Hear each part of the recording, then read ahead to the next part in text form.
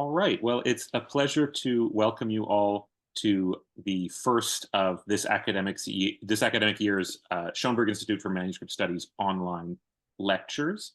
My name is Nicholas Herman. I'm the Lawrence J. Schoenberg Curator at SIMS, and I'm joined as well by my colleague Dot Porter, who is Curator of Digital Humanities at SIMS. And we're very happy today to be hosting a lecture by Seamus Dwyer. In a few moments, Dot will give a more formal introduction. But before that, I'd like to just give some reminders about some upcoming SIMS events that might be of interest to the broader manuscript studies community.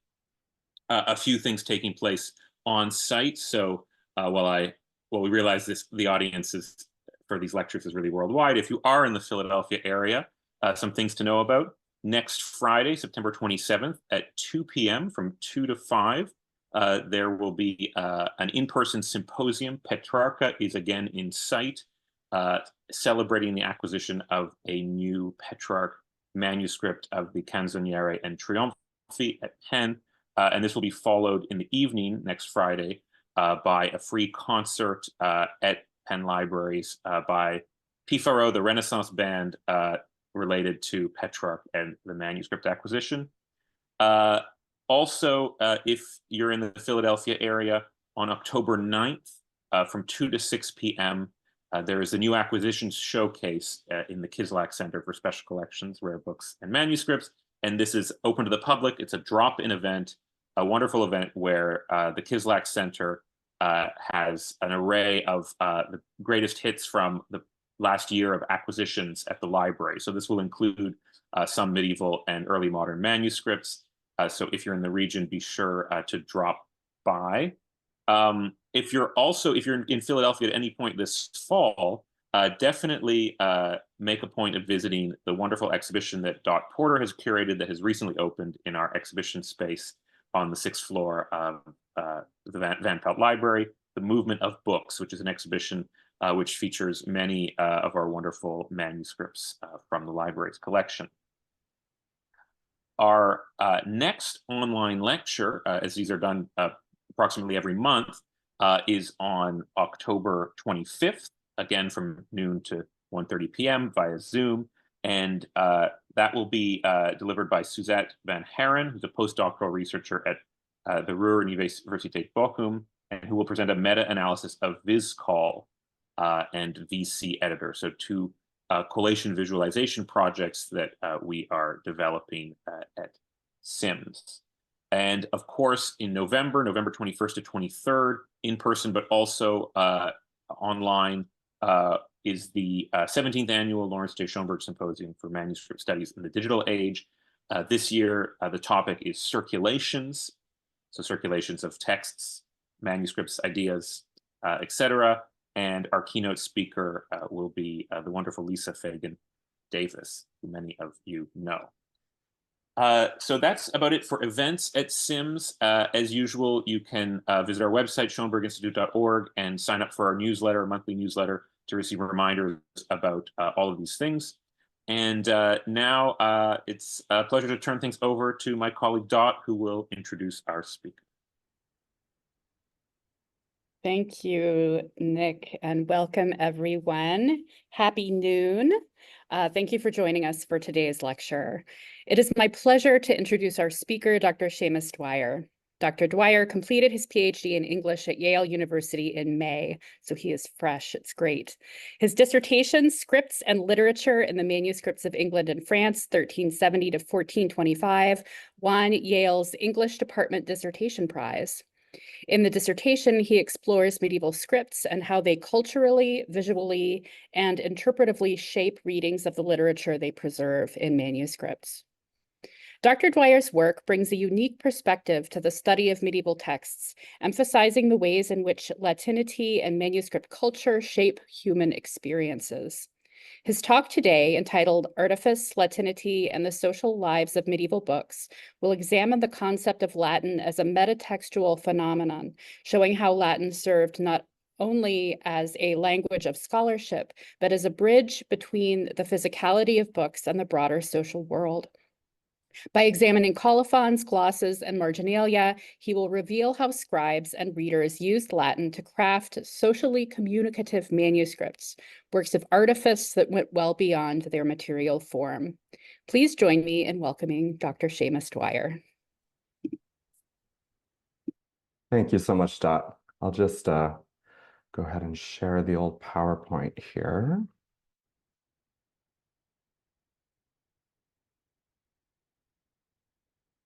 Wonderful. All right, thank you all for being here. It's a real pleasure and an honor. And I'd like to start by thanking the SIM staff for all their generous organizing and support, especially Lynn Ransom, Dot Porter, and Nick Herman.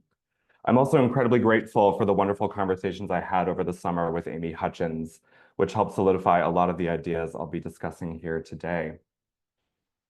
So my research is largely interested in how language and script intersect to create aesthetic meaning. Can the shapes of letter forms contribute to the qualities of language that are collectively called literary? I've argued that they can. Much of my evidence for this has involved moments of graphic fissure, where scribes abruptly shift scripts or modulate levels of formality in their writing.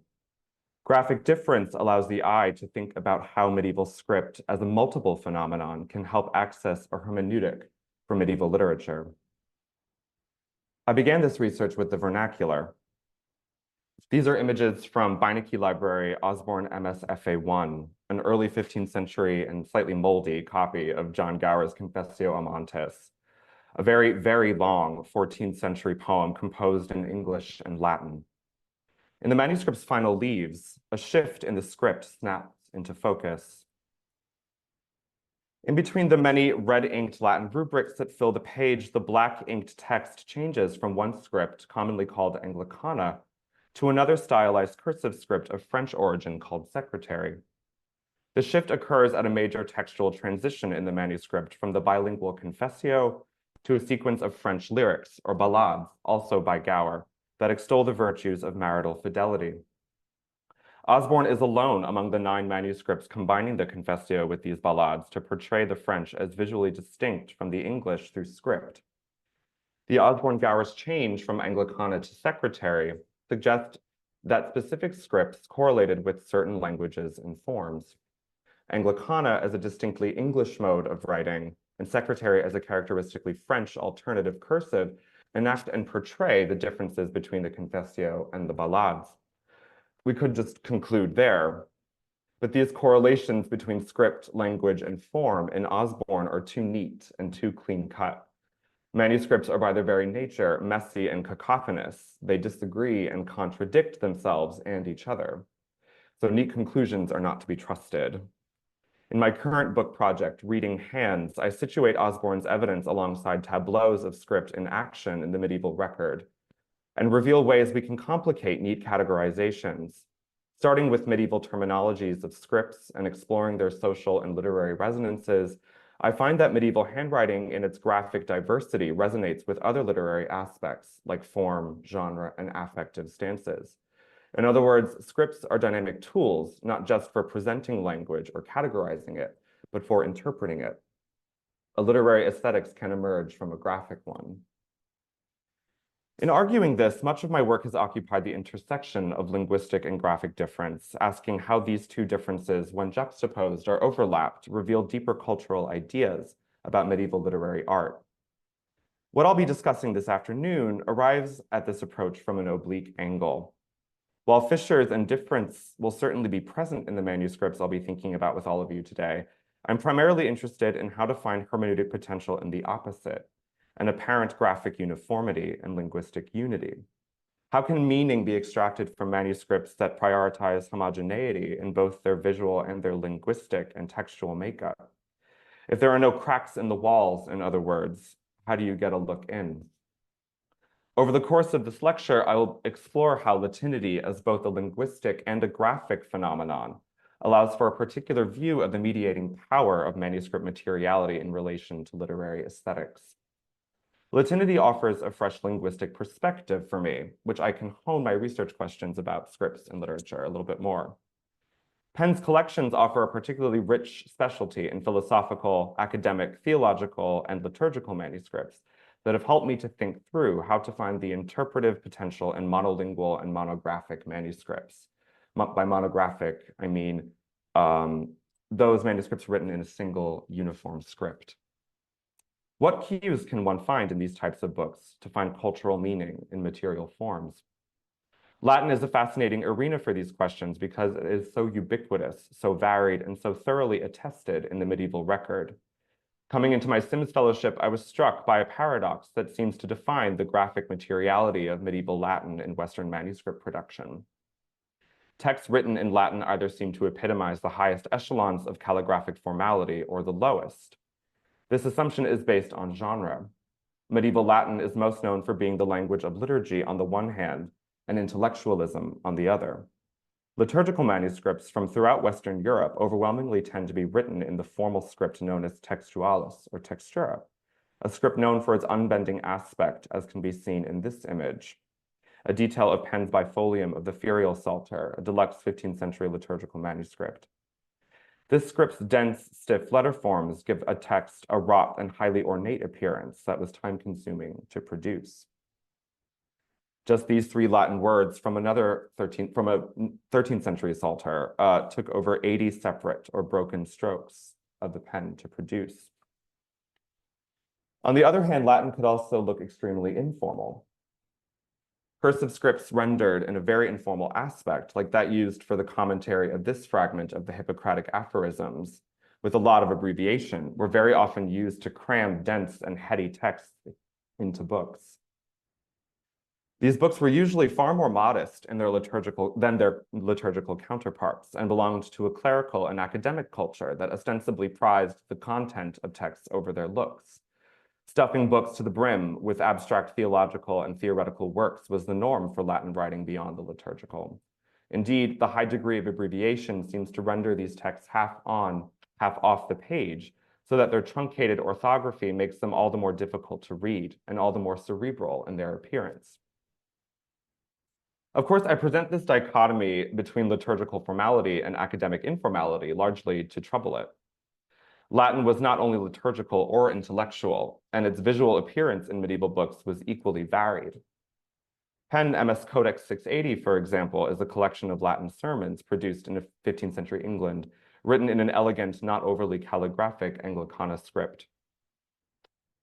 Likewise, MS Codex 615, a copy of Adam de Lisle's philosophically rich and viciously homophobic Prosametrum de Planctu Naturae from Bohemia, employs a highly legible and carefully spaced hybrid script in its main text. Latin thus does not necessarily occupy either an extremely fancy or an illegibly informal graphic landscape. Rather, it's just everywhere, inhabiting essentially every graphic possibility medieval script could offer, a paleographical chameleon. Is the task of trying to find patterns or modes of interpreting the graphic poetics of Latin texts even possible? How can it be tackled? Today, I aim to discuss Latin as a phenomenon that mediates the relationship between reader and text in a deictic, idiosyncratic, and predominantly social mode. By this, I mean different forms of Latinate textuality find unique ways of reaching out beyond the boundaries of the folio, implicating human knowledge, human processes, and human experiences in the textual encounter. Through its visual variability and textual ubiquity, Latinity uniquely situates books in their social worlds and implicates material texts in broader networks of making, living, and relating. I argue that Latinity particularly achieves this through its close association with artifice, an expansive term that strongly implicates the sense of the graphic epitomized by scripts. I will not be exploring a particular script and its relationship with Latin. Rather, I'll be exploring Latin's extreme comfort with all scripts and how this yields particular meanings and effects. What I offer are a series of observations that orbit this framework, and I look forward to finding ways to sharpen these ideas with all of you today. Part 1, Medieval Ideas of Latinity. Before we get into the manuscripts, I'll start us off with some medieval theories of what Latin actually was and the unique functions it could potentially perform in medieval books. As the dominant language of so many aspects of medieval life in the West, from government and administration to academics to prayer, both private and public, Latin was uniquely positioned as a multimodal cornerstone of the social fabric of language. Its associations with textual media made it particularly durable and omnipresent. Nicholas Watson, in exploring the cultural valences of Latinity in the late Middle Ages, comments that, quote, Latin's relationship with textuality was normative, in linguistic terms unmarked. Latin's case for its own validity, utility, and cultural prestige was made on the manuscript page, unquote. This idea of Latinity as an unmarked linguistic aspect of medieval textuality yields the oft-cited commonplace among medievalist scholars that to be literate or literatus is not merely to be able to read and write, but to be able to do so particularly in Latin. As Nicholas Orm, Jan Zielkowski, and others have explored, literacy and Latin were understood as mutually exclusive. Acquisition of the language was a fundamental part of learning to read and write. So, in a sense, Latin is the native language of medieval textuality in the West, the mother tongue of books. This has implications for thinking about linguistic hierarchy and the ways medieval subjects may have oriented themselves towards Latin. Watson notes that in the world of spoken language, medieval subjects would have understood, quote, Latin as specialized or situational, not superior, unquote, reflecting an abstract cultural facet of necessarily multilingual society, where French, Middle English, and various Celtic languages were all also in constant use, and which together perhaps reflected, as Watson implies, a more charged political reality than Latin. This then means that Latin is often hierarchically above vernaculars when language took written form. Quote, all these languages had no choice but to enter a discursive arena in which they were both marked or exceptional and subordinated, unquote. If we're following the mother tongues analogy, then vernaculars, despite being the sociocultural mother tongues in the world of speaking, are always second languages in bibliographical contexts. Watson and others see this primarily as a vertical relationship. And I think the idea of hierarchy is useful, but I also wonder if there's a way of seeing Latin less as a hierarchic superior to other languages and more as a kind of horizontal mediator within books. As artist Butterfield has reflected, medieval cultural perceptions of vernacularity and Latinity are far closer and more enmeshed than modern scholarship often allows. I am to explore this horizontalized perspective from the perception from the perspective of manuscript materiality. The close association between Latin, specifically Latin on the medieval page, and the idea of artifice illustrates this reorientation. Medieval Latin's cultural status and medieval intellectual understandings of its role in society equate it with ideas of material skill and making.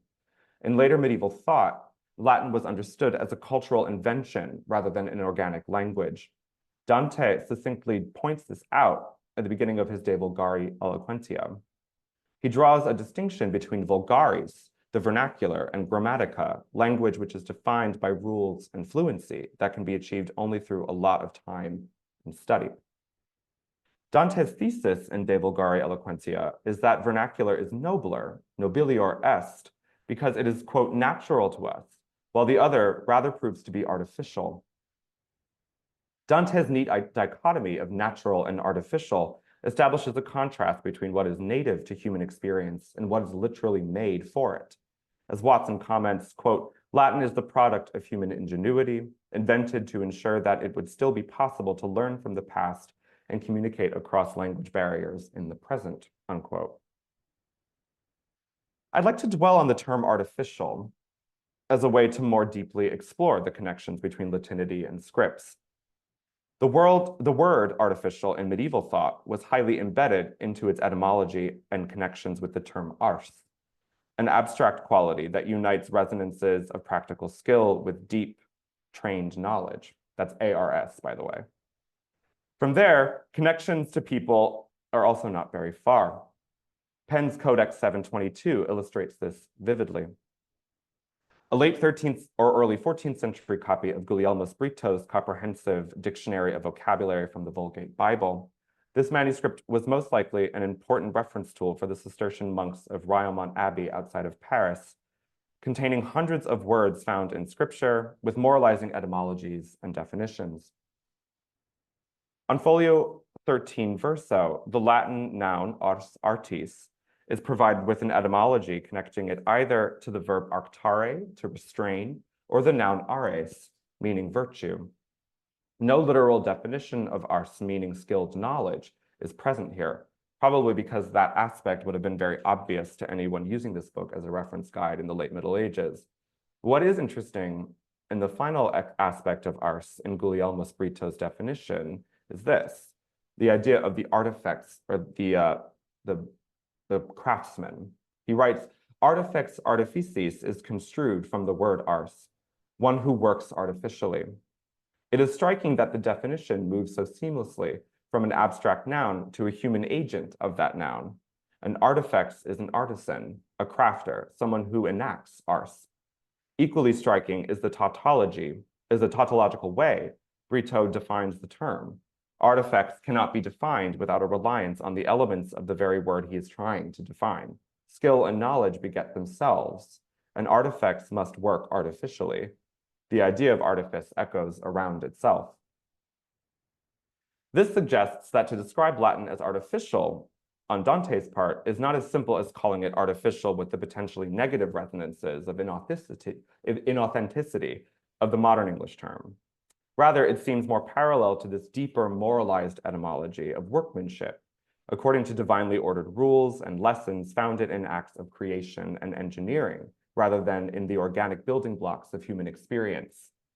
Latin is artificial because it abides by these principles of regula and praecepta, rules and precepts set forth by God. The act of writing was also something medieval vocabularies would have considered artificial or done artificially. To render any script took effort and forethought. Writing by hand in the preprint era was a manual skill that required training, patience, and time. It also, returning to the discussion of literacy, most often required a knowledge of Latin.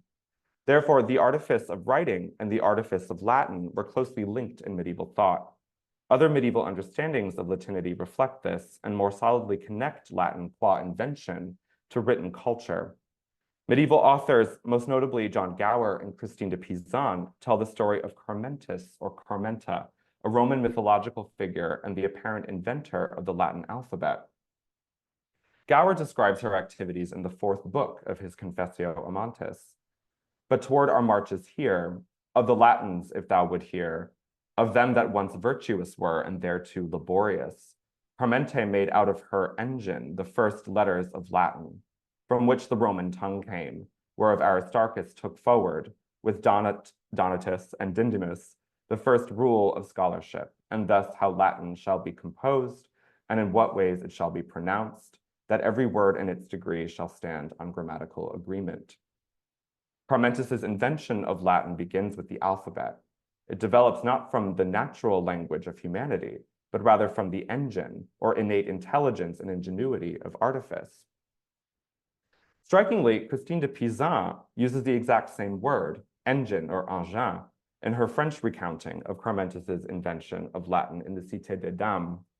It seemed to Carmentis that it would be no proper thing, she writes, when the height of the Roman Empire would come, that the world ought to grant it lordship if it used letters and characters that were alien from other inferior places. And also she would show her wisdom and the excellence of her natural intelligence, or her engin, to the ages to come. She worked and studied so much that she invented her own letters, completely different from those of other nations. This is known as the ABC, and the ordering of assembly for these letters in Latin, and the beginning of the science of grammar. These vernacular literary recountings of Latinity's origins sees its beginning as graphic, belonging to the fundamental elements not of spoken language, but of written language. Gower signals this by gesturing to the first letters of Latin, which then become grammatical language that is first composed and only then pronounced or soned. Christine keeps to this same order of events, where the ABC orders the assembly of letter forms that ultimately yield grammatical sense. Carmentis's graphic labor in inventing Latin by means of its alphabet is characterized as the invented product of what is artificial, produced by means of engine. Its artificiality is fundamental to its essence, and that artificiality is epitomized by its close associations with letter forms and graphic visual language.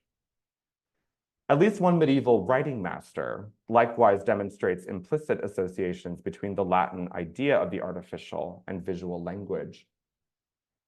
Johann von Hagen, an itinerant scribe working in northern Germany in the late 14th and early 15th centuries, produced an advertisement of his scribal skill, currently preserved in Berlin.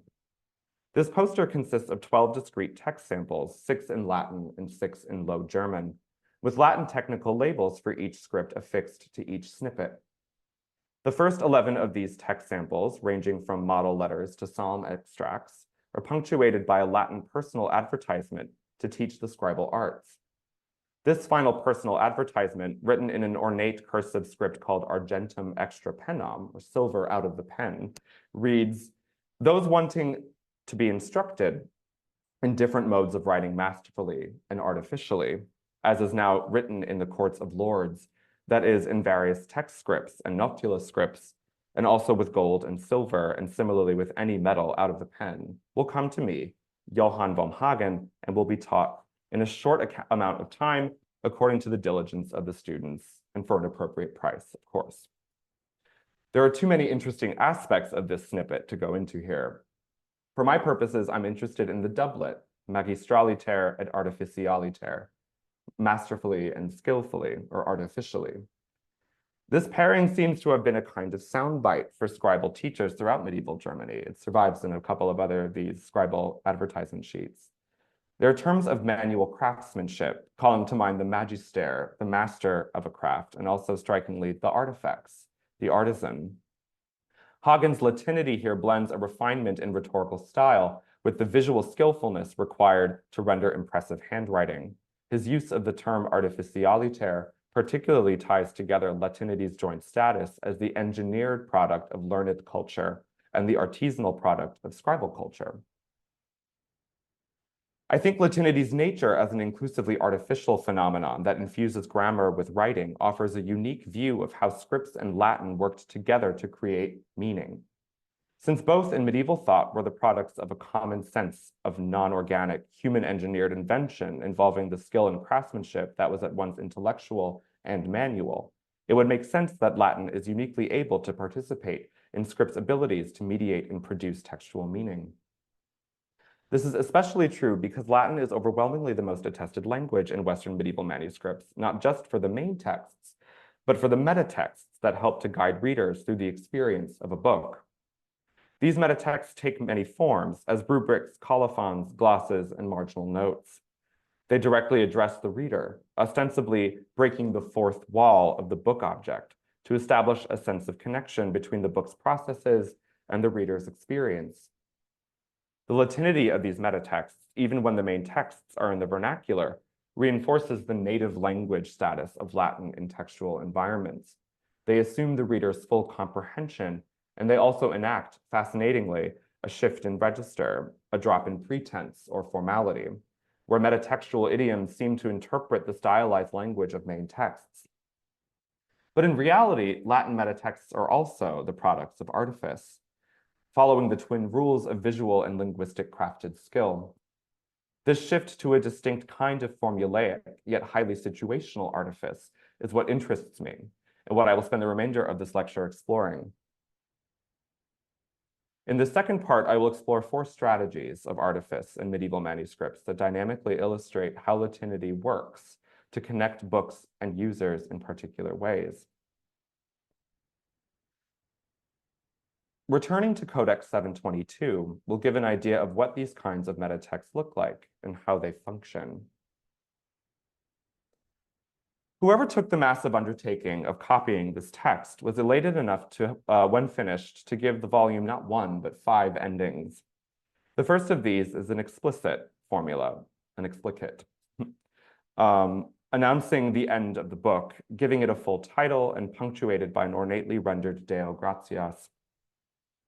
After this, a 10-line poem, probably authorial, has been copied in the same script as the main text, with each line starting with a Lombardic capital alternating red and blue. This is followed by a pious colophon asking for prayers for the scribe, then a book curse, and a final scribal colophon. That so much ceremony is given to the process of textually ending this volume is striking. The first explicit is particularly ornate, with lavishly looped ascenders and curving descenders, and a great deal of yellow highlighting to embellish the letter forms. The explicit is essentially a more calligraphically lavish version of the main script used for the entire manuscript, a formal textualis of the early 14th century or late 13th century. Its embellishments are not visually repeated at the same level in the other four ending texts. But 3 out of 4 of these texts are also exhibiting a high level of decorative care, especially with consistent yellow highlighting. The 5 endings of Codex 722 each gesture to a different aspect of what this book is and how it came to be. The lavish explicit gestures to the end of the work itself as a text and its utility for its readers and users. The 10-line poem addresses the reader in the voice of the author, ending the work as a labor of compilation and composition by means of verse and consistent rhyme scheme on the suffix orum. The first scribal colophon then ends the book as a material codex, the product of scribal production rather than intellectual production. Then the book curse, my favorite one, participating in a long tradition of medieval formulae that threaten anathema on any would-be thief, puts the material book in its institutional context by late 13th, early 14th century France. This book belongs to Saint Marie of Riaumont. Anyone who deletes this inscription or secretly removes this book, may he be anathema and maranatha, that is cursed by God. What we have here is a series of Latin texts that gradually gesture to this volume's place in the world at the time of its production, a nesting doll, a Russian nesting doll that establishes it as a reference tool, as a work of intellectual labor, then as a work of scribal labor, and only then as the product and property of a particular institution in a time and place. The book is both a transcendent work and a social object at once, and the first 4 endings of Codex 722 take pains to illustrate this in highly formal, visually embellished, artificial language. But it is the 5th and final ending that to me is the most evocative. It is the second scribal colophon, reading, "Here ends this book, may the scribe be free from blame." The line is a pun in Latin, explicit iste liber sit scriptor crimine liber. One might even call it a couplet, revolving around the word liber, a homonym meaning both book and free. The word anchors the colophon around the figure and labor of the scribe as both a producer of the book and one now free from that labor. A pendulum swings between the book itself and the outside world around it. The colophon also uses many words already repeated in the previous lines, explicit, liber, scriptor, sit. It reiterates the broader idioms of ending, which the scribe employed to close out the volume. By punning on liber, the colophon also somewhat reverses the previous metatext movements from abstract work to physical book, codex. The object is ended, and so may the scribe be free from blame, and by extension, free from the duties of the book's production. The colophon enacts a reaching out from the parchment folio to the world at large, a transcendence from manual work to a kind of ethical elevation. Most strikingly, it is the least embellished of the 5 endings. While the other 4 are calligraphically decorated and ornamented with yellow highlighting, the final colophon is not, thereby most closely resembling the style of writing used throughout Codex 722. By recalling the look of the most representative way text is presented in the Codex, this colophon musters the book as a whole to insist that manuscript, now completed, has use in the world. The 5 endings of Codex 722 show that Latin metatexts, in their language and their visual quality, provide a visual bridge between the outer world of human institutions, human activity, and the book world. More than a bridge, these metatexts in their artifice translate the realities of human activity into the specific idioms of bookishness, showing that bibliographic cultures were not alienated from the world, but deeply of it. This sense that Latin metatextual effort and gestures performed relational bridging work between bibliographic phenomena and external circumstances can be tracked in other ways as well.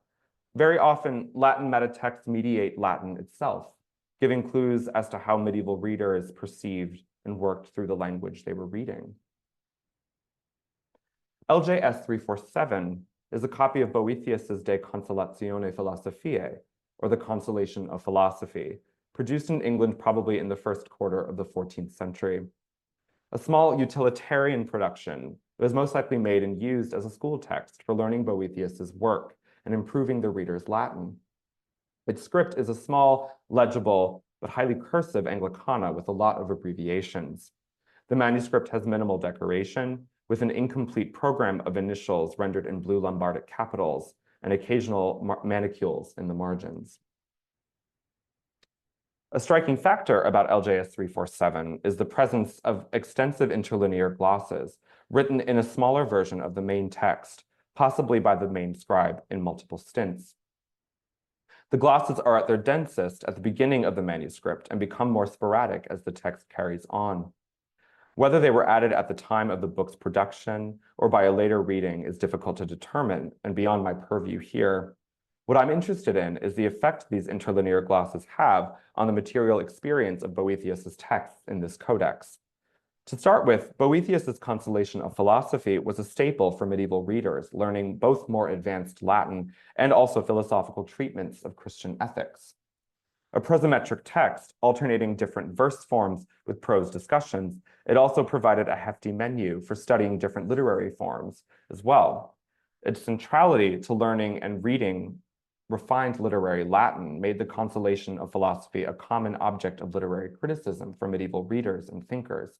Rita Copeland, Alistair Minnis, and Tony Hunt have explored different medieval intellectual traditions that developed rich lemmatic glosses and commentaries in manuscripts of the Consolation. But other, far simpler and less intellectually dense modes of glossing were also incredibly common in Boethius manuscripts. LJS 347 is not unique in containing this style of gloss, even in Penn libraries. Another late medieval Consolation manuscript at Penn, Codex 1081, though produced much later than LJS 347 and in Spain rather than England, likewise has many similar brief interlinear glosses. An example of what this looks like is transcribed in this slide, albeit a bit imperfectly, excuse me, in what is the sixth metrum or poem in Book 2 of the Consolation. This poem reflects on the violent depravity of the human condition through the exemplum of the Emperor Nero. The interlinear gloss words do a number of things here. Most obviously, they're vocabulary aids, providing synonyms for the words that might be highly poetic or otherwise unclear or misleading. For example, Boethius's patribusque might seem obvious, referring to fathers in the ablative plural, but the gloss senatoribus shows it to be understood as a poetic idiom with a much more specific meaning.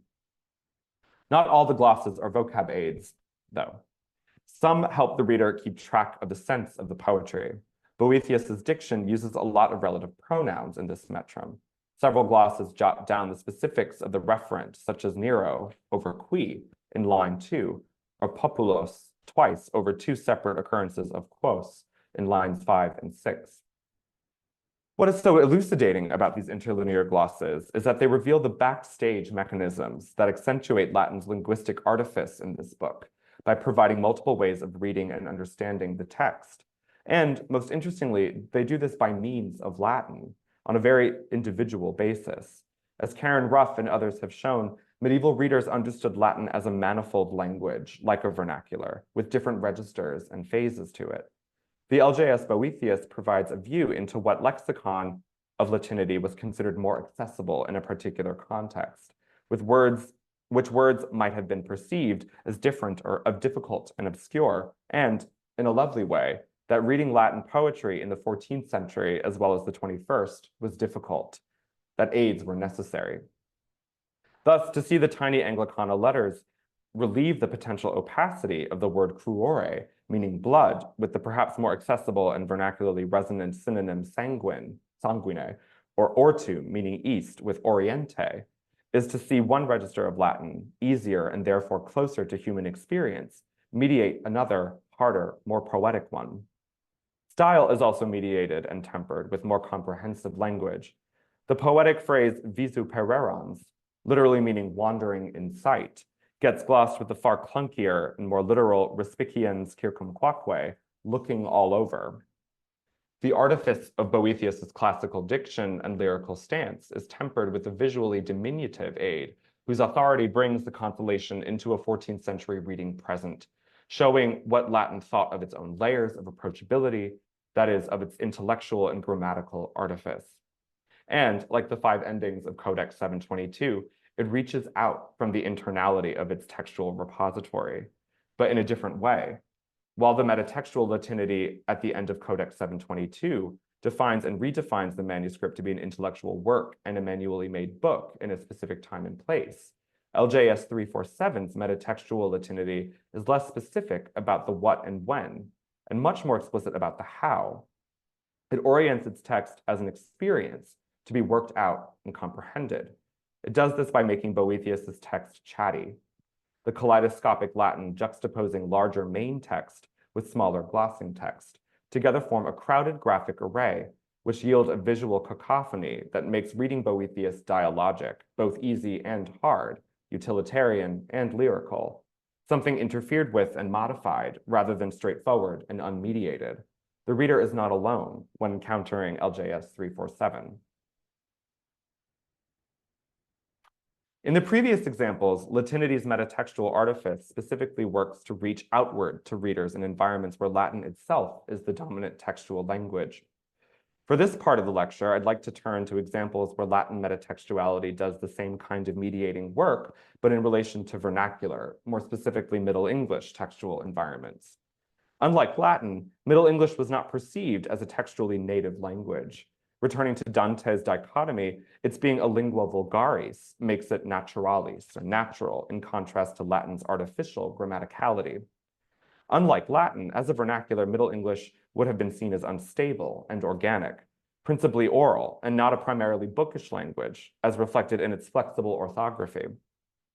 When Middle English and Latin come together on the page, we get a unique chance to see how the natural and the artificial interact with each other, and even trade places. The material aspect of artifice I'll explore here is one of visual conformity. Its strategies are different from the embellishment and the crowding discussed above, but its effects are no less powerfully mediating in its addresses to human experience.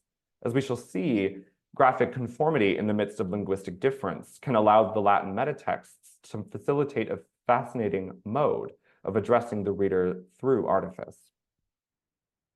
I turn now to Codex 721, a beautiful late 14th century copy of William of Pagula's Oculus Sacerdotis, or the Eye of the Priest, a Latin manual for priests that was widely circulated throughout England in the later Middle Ages.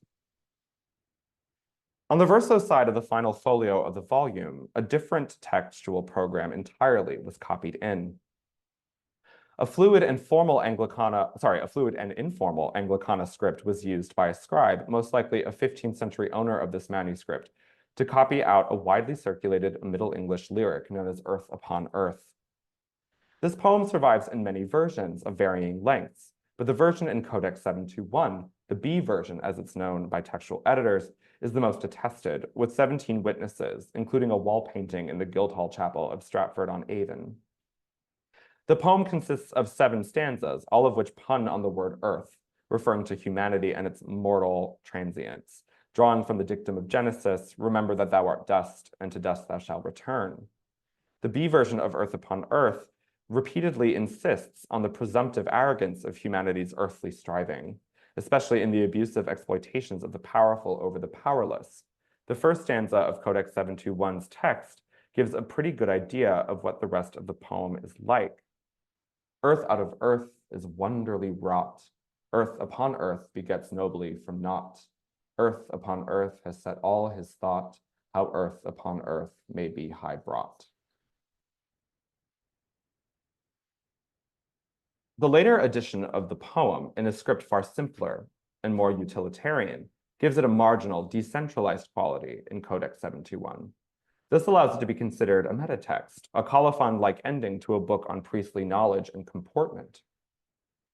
For my purposes here, a key component to Codex 721's text of Earth Upon Earth is the unique addition of Latin taglines, which help organize the poem into stanzas, and which also add a specific literary effect. Whoever copied the poem was very concerned about its stanzaic structure being underscored and bracketed each off. Then the phrases memento and nocete ipsum are repeatedly written in an alternating pattern on the other side of the bracket, so that the layout becomes more lateral. The repetitive nature of these Latin taglines and their position to the right of the stanzas is reflected in other lyric layouts.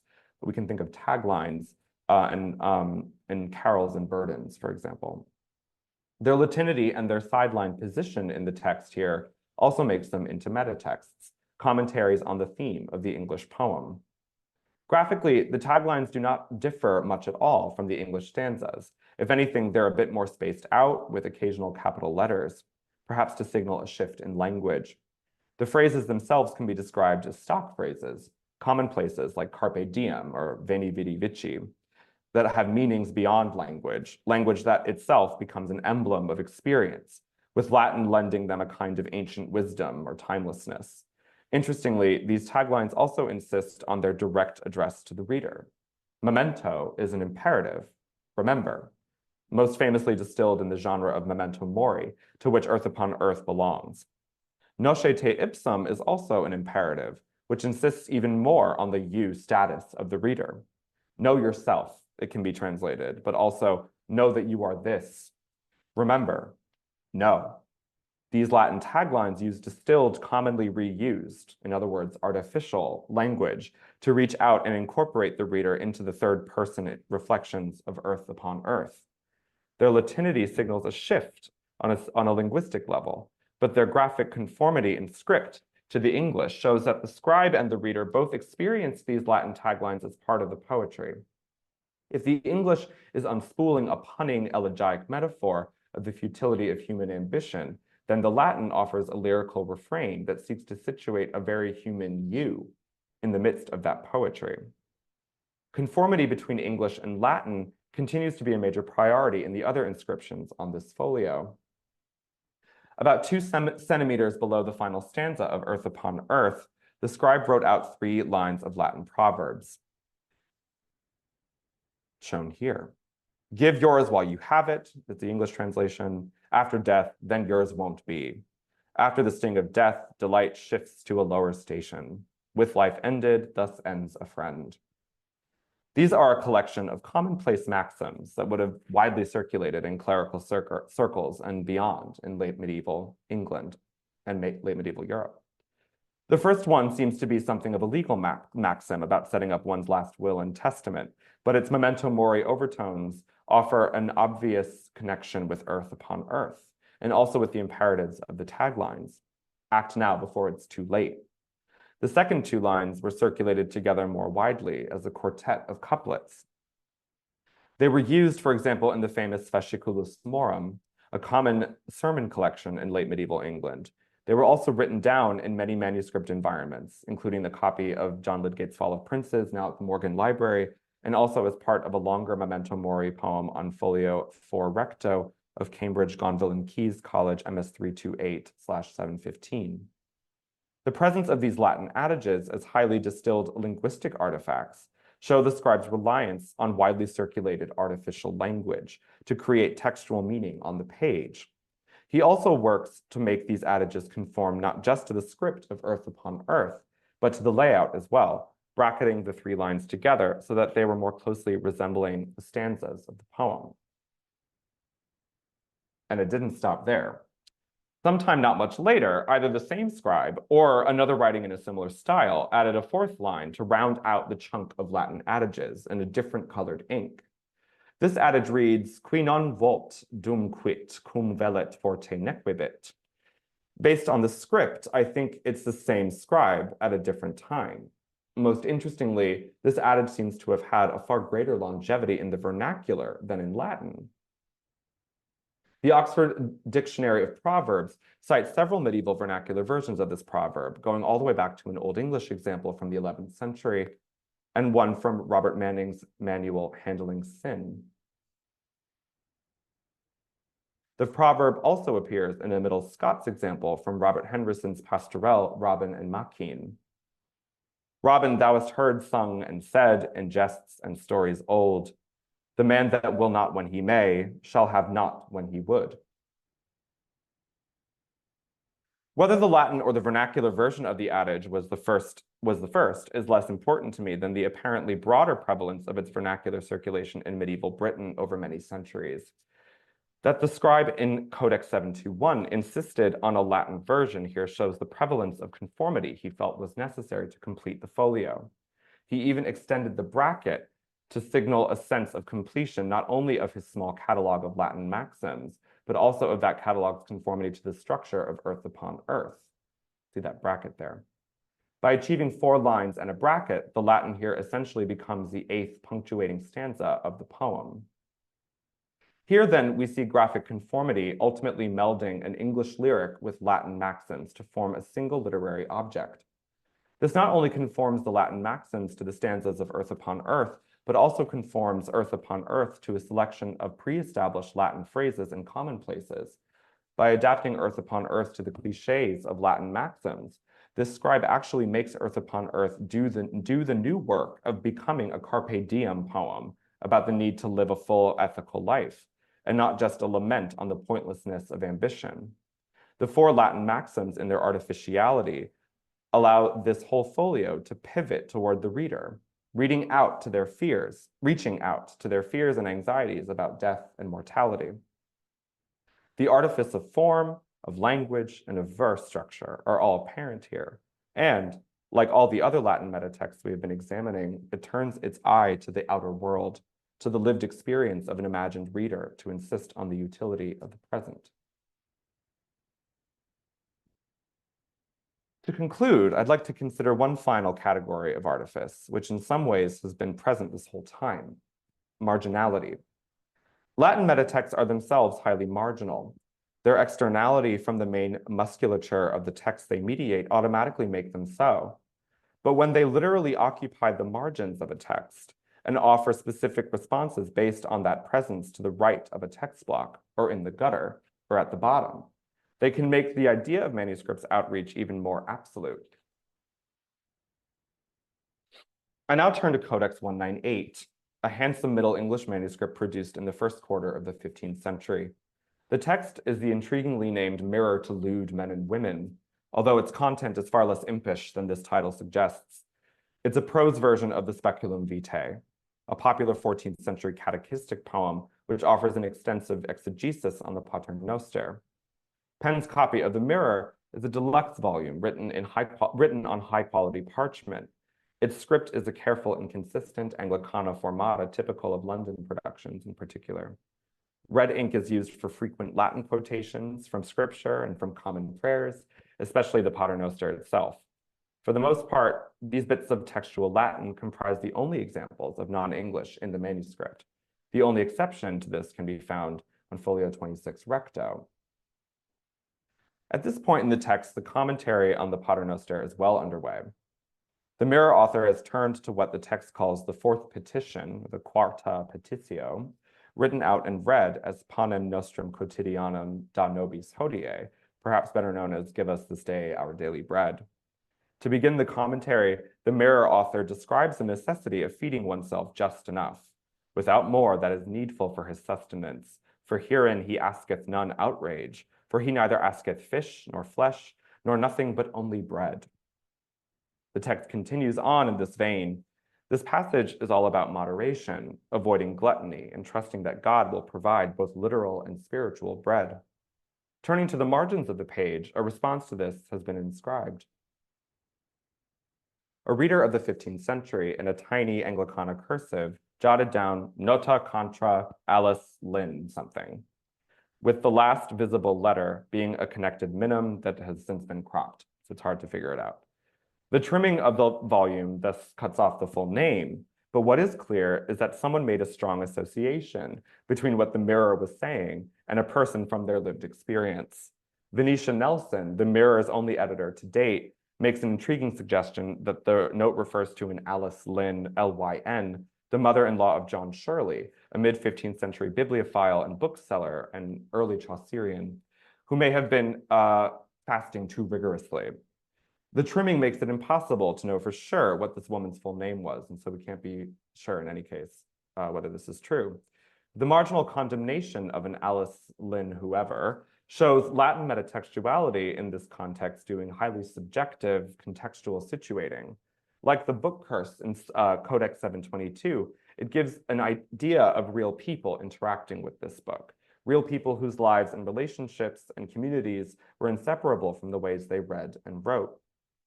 Like the interlinear glosses of LJS 347, it shows a book thinking in Latin, that the backstage processes of textual consumption were manifested best by means of a graphically small but powerful Latinity. and like the maxims of Codex 722, it conforms to the procedures of Latin's emblematic, highly digested lexis and diction. Nota and contra are the cliches of bibliographical marginalia, just as nota bene remains now. Whoever wrote this note readily conformed to those bookish codes when drawing the externalizing connection between Middle English exegesis and lived experience. Put another way, Latin's artifice in this little marginal note does deeply social work beyond its brevity.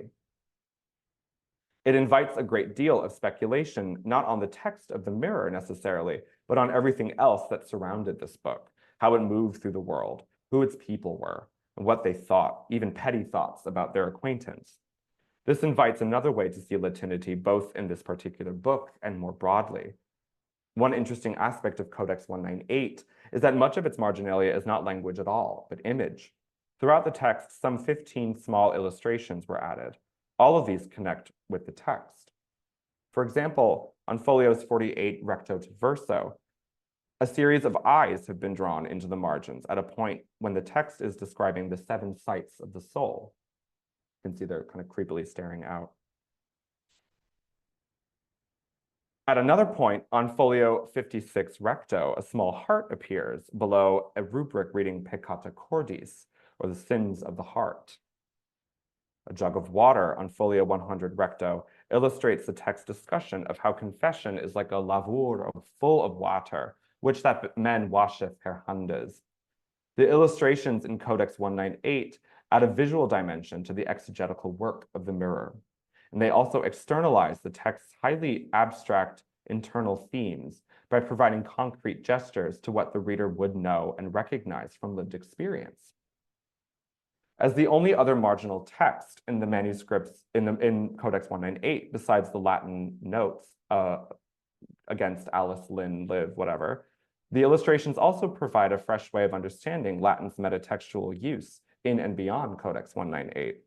The Latin note functions ultimately like one of these illustrations, distilling the commentary of the mirror and offering a concrete example that bridges the gap between codex and context.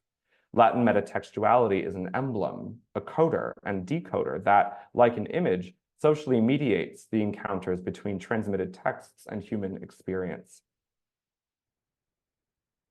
By considering artifice in these modes, I hope to have shown that even the apparently impenetrably ubiquitous material and linguistic aspects of medieval manuscripts can offer some interpretive possibilities when viewed from certain vantage points. Ultimately, I stress the potential power of these vantages as potential.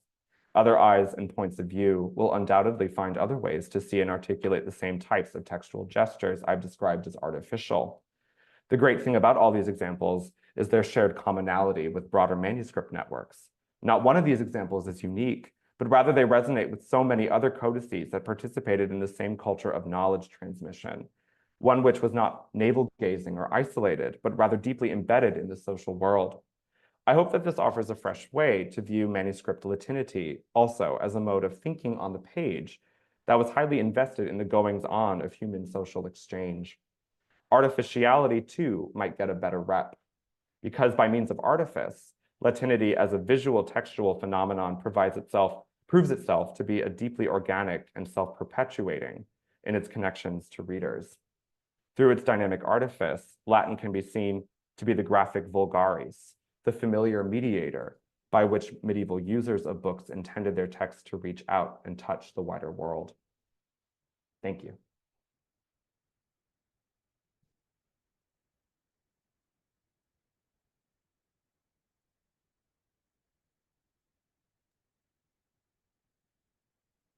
Thank you, Seamus. That was very interesting, and I hope that there will be some questions. So if you have questions for Seamus, please put them in the chat, or if you'd rather ask them yourself, you can put your raise your hand, and I will call on you. While we wait to see if other people have questions, I don't have a question. I feel like this is an awful lot to absorb, but I've never really heard anyone talk about paleography in this kind of way. So this is very new for me. And so that was really interesting. And I appreciate that you used a lot of examples from pen manuscripts, which makes sense since you were just here this summer on a fellowship. And I do a lot of outreach with our manuscripts. And in fact, MS Codex 722, which was one of your examples, I am going to be talking about on Coffee with the Codex literally next week or the week after. So it's like perfect timing for that. So I'll be able to incorporate some of that in particular. So thank you selfishly for that. There was a question in the chat about whether this talk is being recorded. It was recorded, and so it will be posted on YouTube as soon as we can do that. There's a lot of thank yous. Okay, Talia Fishman has 2 questions. First, does Dante's use of vernacular and invented languages relate in any way to Plato's Phaedrus, which distinguishes between natural and conventional languages? I'm being caught out. I haven't read Plato's Phaedrus since undergrad, and I wouldn't know the original Greek well enough to have a educated answer on that. But they do seem to be related in some ways, right? This sort of dichotomy between what is sort of innate to human experience and what is kind of what kind of comes out of it. And I guess there is a connection between what is conventional and what is invented, right? We kind of if we think of convention as social structure, right, or social invention in different ways, that seems to kind of relate somehow to the idea of invention. So they definitely seem to resonate quite a lot. And so I would venture a guess, an uneducated yes on that front. Okay, and her second question is there any, and I wondered this myself, actually, so I'm glad she's asking, is there any significance to the fact that Carmentis, the creator of the Latin alphabet, is a woman? I think I love that she is one, and that this idea that the kind of origins of the Latin alphabet and the Latin language come from like a semi-divine goddess figure in some ways. Her name is also fascinating, like reflecting the Carmen, the Latin word for poetry. And I wonder too if it's kind of a grammatical connection in some way. The word litera is a feminine sort of noun in Latin, and so there seems to be maybe a real interest in gendered allegory here, and thinking about how a particular kind of a gendered impulse to create language coming from a kind of feminized figure as opposed to a masculine one. It's interesting. And so, clearly it was striking enough that Christine de Pizan included it as one of her major exemplums in the City of Ladies as well. So yeah, I definitely think there's a real significance there, and it seems to be one that medieval authors were very proud of and very comfortable with. Great. Any more questions? We have a lot of time, so don't be shy.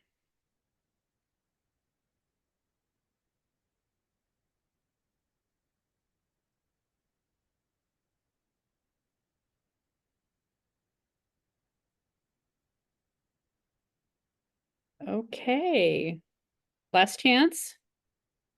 Okay, I think, oh, wait, here we go. Daniel Davies has a question. There you go. And Joe. Thanks very much so for Daniel, then Joe. I brought everyone out of the woodwork.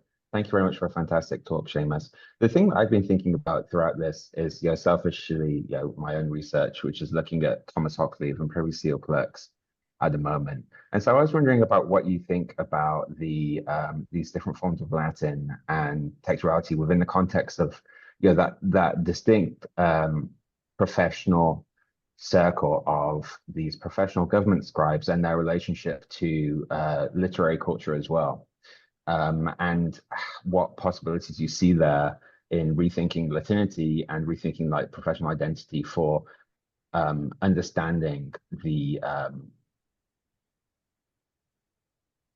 work of these kind of what have been termed now like communities of practice. Oh, I love that.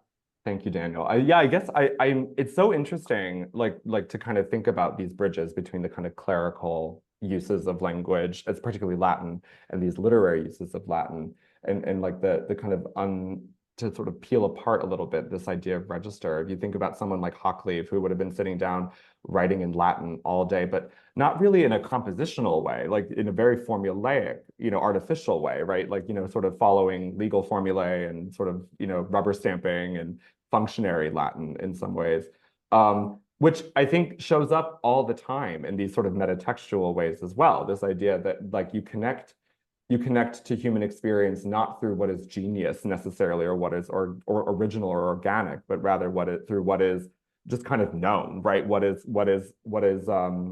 a kind of formula or something hyper distilled. And so there's an interesting way to kind of think through how these things are much more easily overlapping than we might think, right? The kind of office culture of medieval London and the kind of nerdy authorial culture of book writing are, I think, sort of spring from the same branch in a lot of ways. And so I guess like an interesting sort of contrast to that would be like Gower's Latin in the Confessio Amantis, which is so opaque and so overly wrought, and following very strict quantitative verse forms. And so you have, and someone else who would have known Latin formulaic language and functionary language really well. And so you have just these different facets of how these things work. But I definitely think there's a very common practice between the kind of bureaucratic modes of thinking about Latinity and the ways that I think bookmakers were anxious about making sure Latinity got their readers on side with the book in different ways. Does that answer your question? Does that kind of orbit around it in some way? Yeah, thank you. That was great. Lots to think about. Okay, and then Joe had a question in the chat. He says, I was so impressed by the way you do manuscripts studies, plural. You work across so many languages and genres here as they become material texts. Can you reflect on this as a method a bit? Talk about the challenges. And finally, I wonder if your work extends to texts and scripts outside of books, like the Stratford Guild Chapel example you mentioned. Well, thanks, Joe. I mean, this is, I kind of stumbled on this with that Osborne example that I started the talk with. Just seeing something so shockingly shift from one script to another across language and form was just really interesting to me. And then wanting to avoid the easy answer because I found it boring. And wanting to kind of think about how can script help us not just understand a book's time and place, right, in its historical context, but also how can script help us read, and how can it help us sort of gain meanings from it. And so it's really, I guess, like methodologically, it's using paleographical analysis as a form of close reading. So it's thinking about what does a script, or what does a loop, or what does a compartment in an A or not, what might that tell us about literary, sort of literary aesthetics. And I guess the challenge of that is it's a slippery slope because there's very little intentionality behind this, right? And so you have to kind of really be comfortable with the ambiguity and the ubiquity and those two things playing off of each other. And so I guess the big challenge is for me has been trying to be kind of comfortable with that lack of surety, even as I find it, even as I also find script really, really just helpful in terms of textual interpretation.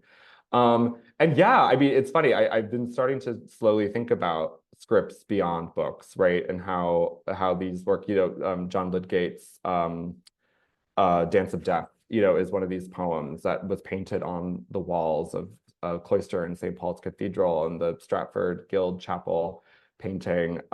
These examples of poems that were meant for a different kind of public consumption and had like a very specific graphic stance to them is interesting, because it also means that scripts aren't necessarily just they're not just the property of books, right? They're the property of something a bit more, socially present. Not that books aren't, I hope I've been trying to say books are super social, but the idea that scripts are like just circulating in the world, and they're everywhere. And so I think it's, yeah, definitely. I love that. Thanks, Joe.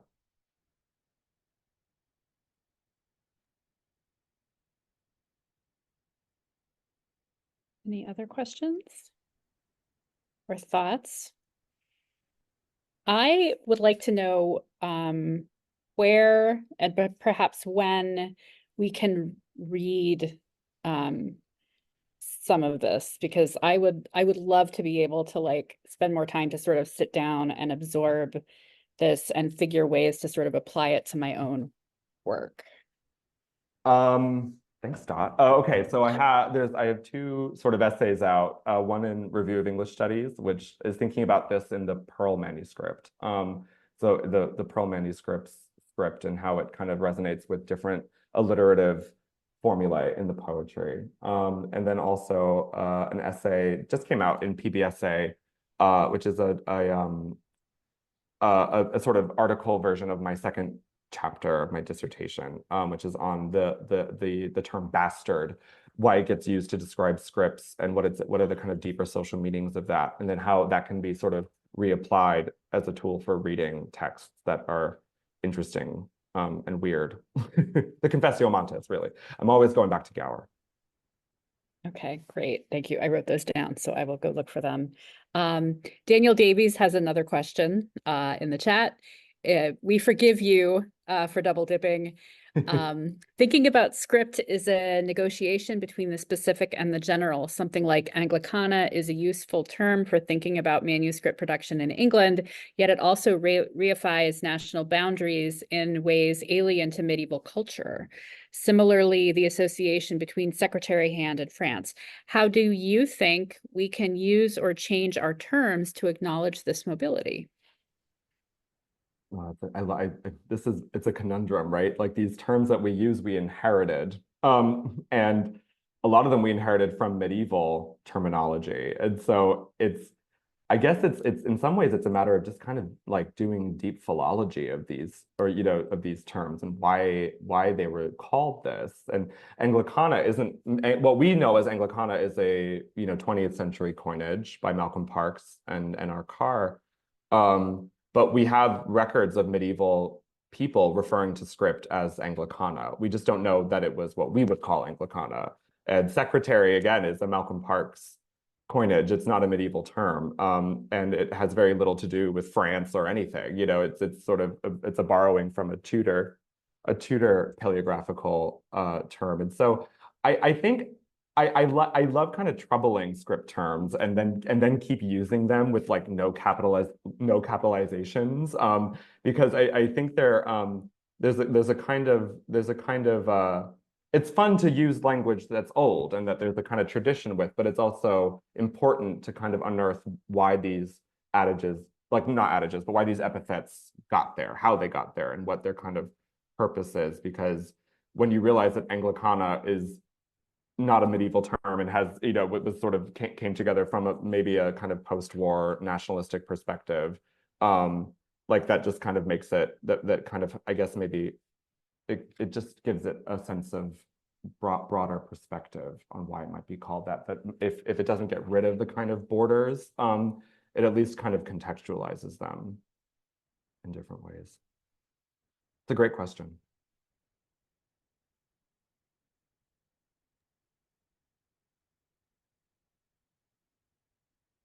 More questions?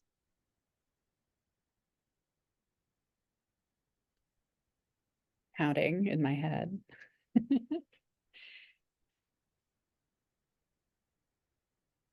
Okay. I think that we've reached the end. I want to say one final thank you, Seamus, for just a really interesting talk and some great questions as well. And I hope we'll see you again, Seamus, and I hope that we'll see everyone else back for our next Sims online lecture. Thank you so much, Dot, and thanks, Nick. Thank you, everyone, for coming. This has been wonderful. Bye. Bye, everyone.